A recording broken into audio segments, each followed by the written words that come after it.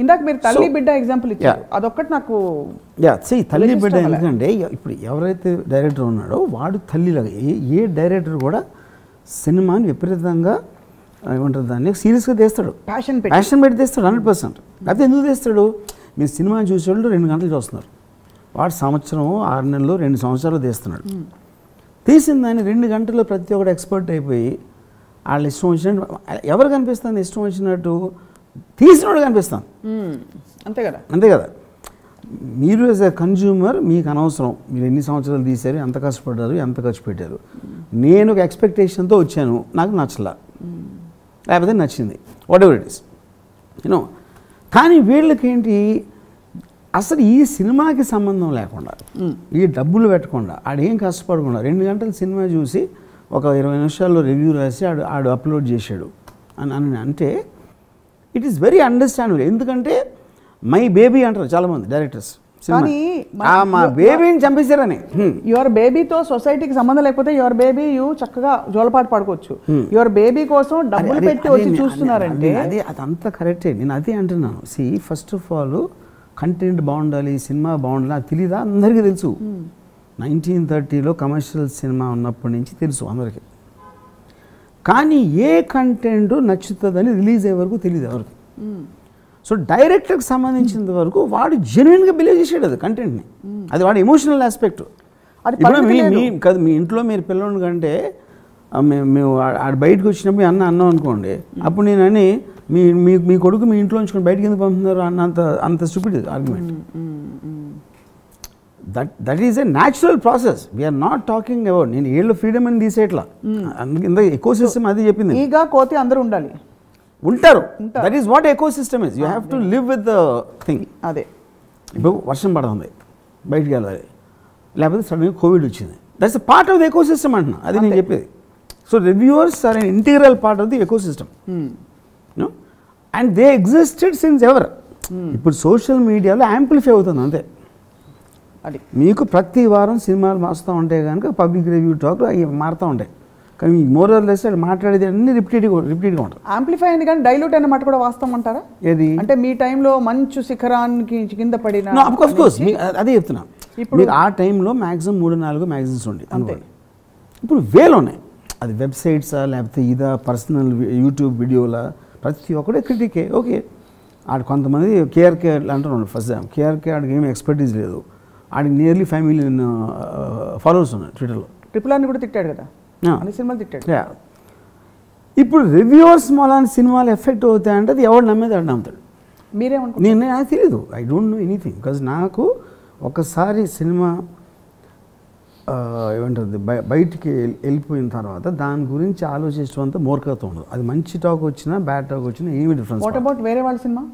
వేరే సినిమా నా ఒపీనియన్ ఉండొచ్చు దాని మీద అంతే. ఓకే, రీసెంట్గా వచ్చిన ఒక నేను ఎప్పుడు సినిమా ఆడుతుంది ఆడదని నేను చెప్పను, నాకు నచ్చిందని చెప్తాను. ఈ మధ్య బాగా పర్సనల్ అయిపోయాయి రివ్యూస్.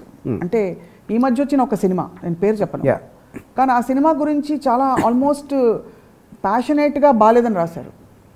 దానికి ఏమైనా నేపథ్యాలు ఉంటాయంటారా? రివ్యూర్లు అంత తీవ్రంగా ఇన్వాల్వ్ అయిపోయింటారు. ఇదివరకు ఏదో కామెంట్ రాసినట్టు రాసేవారు, బాలేదు, బాగుంది, యావరేజ్. అంటే ఇప్పుడు ప్యాషనేట్ అనేది మీకు మటీరియల్ బట్టి ఉంటుంది. ఆ సినిమా మటీరియల్, తీసిన మనుషుల మటీరియల్, వాళ్ళ వెనకాల బ్యాక్గ్రౌండ్ స్టోరీ మ్యాటర్. ఎందుకంటే మీరు రాయటానికి ఏదో సబ్జెక్ట్ ఉండాలి కదా. అవును, ఆ సబ్జెక్ట్ మ్యాటరు వేరియస్ వేస్లో వచ్చింది కాబట్టి మీకు ఇస్తారు. ఇప్పుడు నేను ఉన్నాను అనుకోండి, నేను ఏదో పెచ్చగా అంట, నేను ఏదో సెక్స్ గురించి మాడతా, నేను ఏదో పాన్ ఫిల్మ్ తీస్తానంట, నేను మటీరియల్ వేస్తున్నాను కాబట్టి నా మీద ట్రోల్ చేయడానికి ఎక్కువ ఉంటుంది. సేమ్ ట్రోలింగ్ విశ్వనాథ్ గారి మీద జరగదు కదా, ఎందుకంటే నా దగ్గర మటీరియల్ దొరకదు ట్రోల్ చేయడానికి. అది that depends one on the film and also on the people involved and also on the people stories behind. ఆ లెక్కను చూసుకుంటే మీరు భక్తి రస ప్రధాన సినిమా తీసినా మిమ్మల్ని ట్రోల్ చేస్తారంటారు. అంతే, బికాస్ ఇది.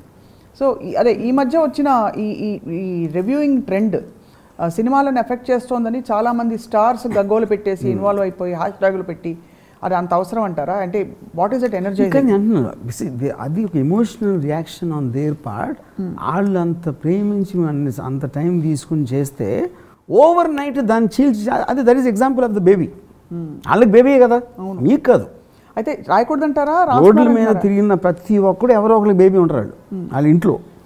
మీరు బయటకు వచ్చినప్పుడు ఎవడు బేబీ కాదు. Same thing goes to films. అది అది మీరు ఒక యాక్సెప్టెడ్ ట్రూత్ లాగా తీసుకోవాలి.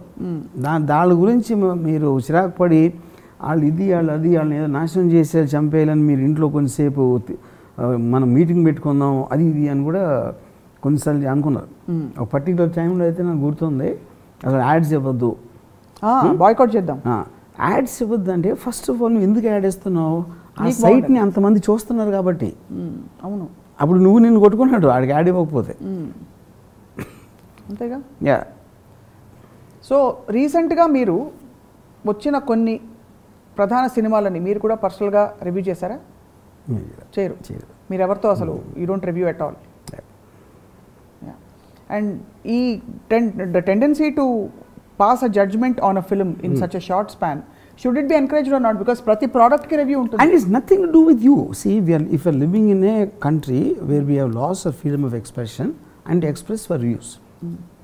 ఇప్పుడు రివ్యూస్ ఏంటి, ఎవరికో మన ఏంటి ఎయిర్లైన్స్లో పర్టికులర్ ఎయిర్లైన్స్లో వాళ్ళకి బ్రేక్ఫాస్ట్ ఇవ్వదు ఆ రివ్యూ పెడుతున్నాడు, very bad service in go audio అని పెడతాడు. So everybody is reviewing everything including political parties. అంతేగా. ఇవాళ మ్యాక్సిమం రివ్యూ ఎవరిని చేస్తున్నారు, ప్రపంచం మొత్తంలో అమెరికన్ ప్రెసిడెంట్ని చేస్తున్నారు. ఆడి జోకరు, ఆడి నిద్రపోతున్నాడు, ఆడేమో సరిగ్గా ఎంటలేదు, ఇలా పడతారు. సో అంతగానే ఎవరు రివ్యూ చేయట్లేదు.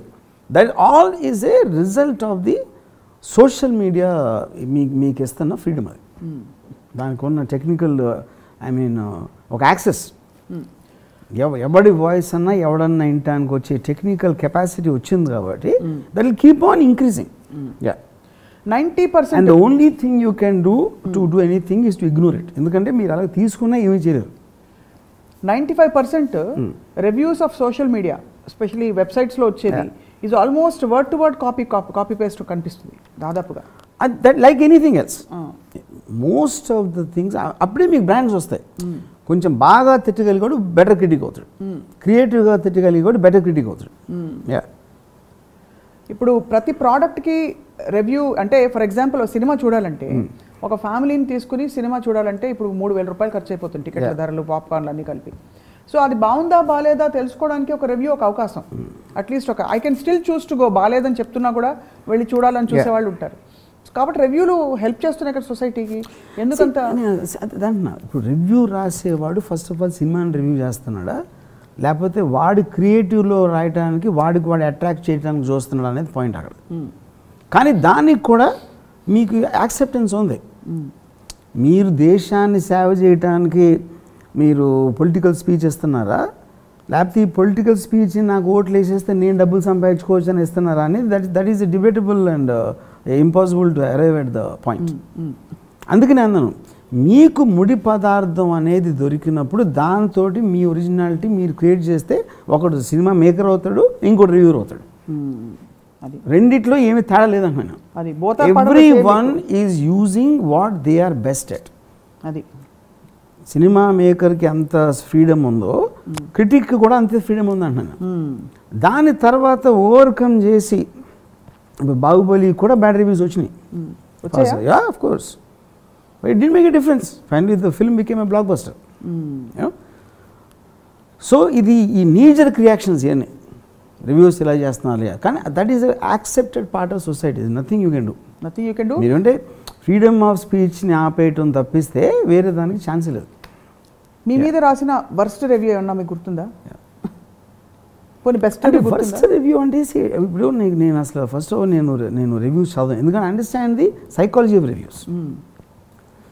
క్రియేటివ్గా రాస్తే like it because I appreciate the creativity. అదే భలే రాసాడు అని. ఇప్పుడు మ్యాడ్ మ్యాగజైన్ అని అమెరికన్ మ్యాగజైన్, హ్యూమర్ మ్యాగజైన్ ఉండేది, 60s నుంచి ఉంది. వాళ్ళు చేసినట్టు అంటే classic films like Godfather, Omen అలాంటి సినిమాలు చీల్చి చెండేస్తాడు. But it is so funny. Even Spielberg set, నా సినిమా రిలీజ్ అవగానే ఫస్ట్ నేను మ్యాడ్ రివ్యూ కోసం చూస్తాను. నా సినిమా కన్నా ఎక్కువ I enjoy reading the mad review. ఏది అన్ని సినిమాలు వాళ్ళు they give bad reviews, good review అనేది ఉండదు ఆ మ్యాగజైన్లో. But very creative.